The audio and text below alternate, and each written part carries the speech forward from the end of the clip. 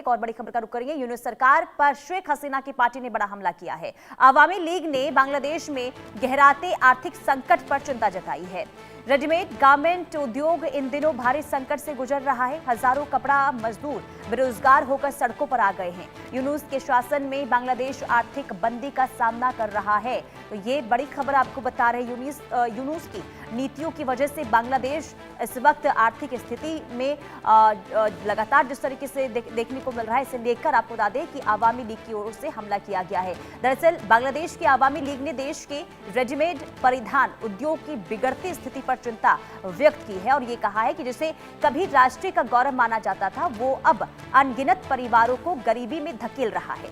Party ने यह कहा है कि जो कारखाने पहले देश की अर्थव्यवस्था को जीवित रखते थे, वो एक के बाद एक बंद हो रहे हैं, जिससे हजारों कपड़ा मजदूर बेरोजगार होकर सड़कों पर आ गए हैं और जीविका चलाने के लिए कोई भी काम ढूंढने के लिए संघर्ष कर रहे हैं। नेतृत्व, दिशा और स्थिरता में विफलता के लिए यूनुस के नेतृत्व वाली अंतरिम सरकार की आलोचना करते हुए आवामी लीग ने यह कहा कि विश्वास बहाल करने के बजाय उनकी नीतियों ने अर्थव्यवस्था को पंगु बना दिया है। पार्टी ने जोर देकर यह भी कहा कि कारखाने बंद हो रहे हैं, निवेशकों का विश्वास उठ गया है और सरकार या तो कार्रवाई करने को तैयार नहीं या फिर असमर्थ है। यूनुस के शासन में बांग्लादेश न केवल आर्थिक मंदी का सामना कर रहा है, बल्कि वो अस्तित्व के संकट का भी सामना कर रहा है, जहां मजदूर वर्ग और गरीबों के बीच की रेखा पूरी तरह से मिट रही है। आवामी लीग के अनुसार अर्थव्यवस्था के पुनर्निर्माण पर ध्यान केंद्रित करने के बजाय यूनुस शासन ने राजनीतिक बदलना जो है वो शुरू कर दिया है। उसी की नीति अपनाई गई और पार्टी से जुड़े जाने वाले व्यवसायों की जांच जो है वो की गई, उन्हें परेशान किया गया था, चुपचाप बाहर निकाल दिया गया। कुल मिलाकर देखिए, पिछले साल हमने देखा था जब बांग्लादेश में सत्ता परिवर्तन होता है, उसके बाद वहां पर किस तरीके से हालात जो है वो बदलते हुए नजर आते हैं। लेकिन बांग्लादेश में जिस तरीके से अर्थव्यवस्था को लेकर सवाल उठाए गए हैं, शेख हसीना की पार्टी की ओर से ये बड़ा सवाल है। रैनिक दत्ता हमारे संवाददाता तमाम जानकारी के साथ जुड़ चुके हैं। रैनिक, आवामी लीग की पार्टी ने जो ये आरोप लगाया है अर्थव्यवस्था को लेकर यूनुस सरकार पर, इसे जरा विस्तार से बताइए, आखिर ये आरोप क्यों लगाया गया?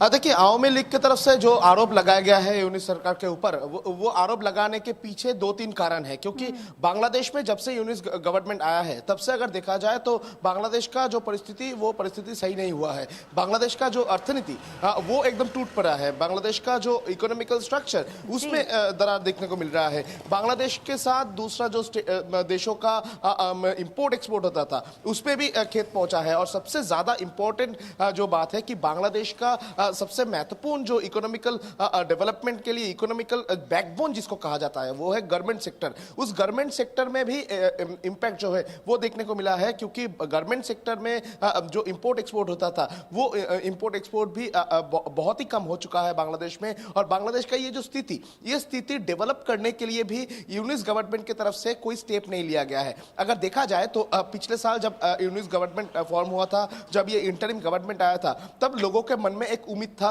कि बांग्लादेश में जिस तरीके का एक इकोनॉमिकल डिजास्टर चल रहा है, वो इकोनॉमिकल डिजास्टर से निकलने के लिए मोहम्मद यूनुस हेल्प करेंगे। दूसरी तरफ अगर देखा जाए तो मोहम्मद यूनुस जब सत्ते में आए थे, तब से लोगों के मन में जो उम्मीद बना हुआ था, वो उम्मीद एकदम टूट गया है। क्योंकि लगातार एक साल का अगर बात किया जाए तो लगातार इंटरिम गवर्नमेंट का टाइम पीरियड का अगर बात किया जाए, उस टाइम पीरियड में इकोनॉमिकल डेवलपमेंट छोड़िए, इकोनॉमिकल डिजास्टर और भी ज्यादा हो चुका है। बांग्लादेश का इकोनॉमिकल स्ट्रक्चर एकदम नीचे चला गया है।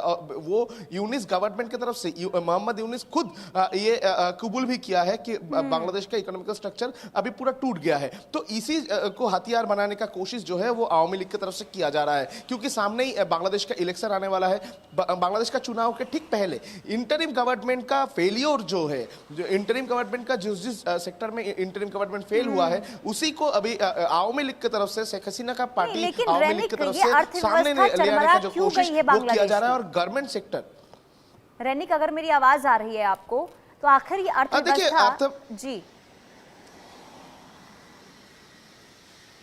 देखिए, अर्थव्यवस्था क्यों खराब हुआ है, इसके पीछे अगर देखा जाए तो पॉलिटिकल रीजन जिस तरीके से देखने को मिलेगा, उसी तरीके से बांग्लादेश का जो विदेश नीति उसके ऊपर भी आप देखेंगे। क्योंकि बांग्लादेश में जब ये प्रोटेस्ट चल रहा था, बांग्लादेश में पिछले साल में जिस तरीके से प्रोटेस्ट चल रहा था, जिस तरीके से आंदोलन चल रहा था, फॉर्म हुआ था, तब से अगर दिसंबर महीने तक बात किया जाए, तब ये इतने पूरा दिन करीब 7 से 8 महीने बांग्लादेश के साथ दूसरा देशों का जो कनेक्शन, वो कनेक्शन पूरा टूटा हुआ था। और उसके साथ साथ ही अगर देखा जाए तो बांग्लादेश मेनली गारमेंट्स जो है, गारमेंट्स के ऊपर, गारमेंट्स का जो एक्सपोर्ट, उसके ऊपर ही बांग्लादेश की इकोनॉमी डिपेंड करता है। बांग्लादेश की इकोनॉमी 2 चीजों के ऊपर डिपेंड करता है, पहला तो है गारमेंट्स, दूसरा है एग्रीकल्चर। ये दोनों सेक्टर ही इफेक्टेड हुआ है बांग्लादेश का ये प्रोटेस्ट के कारण में। मगर दूसरी तरफ अगर देखा जाए तो इंटरिम गवर्नमेंट फॉर्म होने के बाद से कोई विदेश नीति भी सामने नहीं आया है, कोई इकोनॉमिकल स्ट्रक्चर डेवलप करने का जो प्लानिंग, जिस उम्मीद के साथ देखिए वहां की जनता ने प्रोटेस्ट किया था